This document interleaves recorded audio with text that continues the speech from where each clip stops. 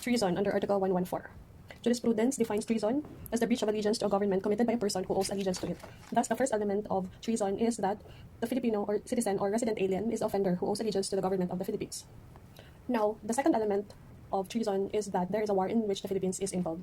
Thus, the crime of treason can only be committed when there is a war in which the Philippines is involved, as this is imposed by the state as a measure of self-defense and preservation. The last element, or the third element, provides as well for the two modes of commission, that the offender either levies war against the government or adheres to the enemies and gives them aid or comfort.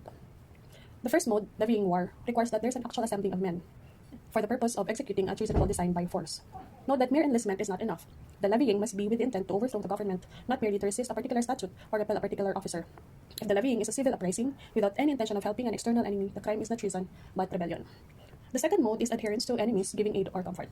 Adherence is intent to betray when a citizen intellectually or emotionally favors the enemy and harbors sympathies or convictions disloyal to his country's policy or interest. Adherence alone without aid or comfort does not suffice. The two must concur. Again, adherence must concur with giving the enemy either aid or comfort. Aid or comfort is an act which strengthens or tends to strengthen the enemy in the conduct of war, or which weakens the power of the traitor's country to resist or attack the enemy. The aid or comfort must be a deed or physical activity, such as furnishing arms, troops, supplies, information, and transportation, not a mere mental operation, and it must be intentional, as there is no treason through negligence.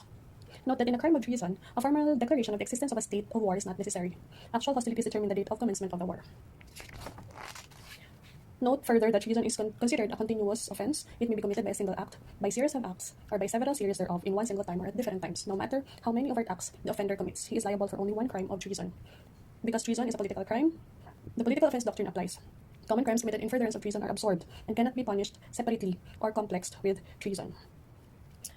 Now, how do we prove treason?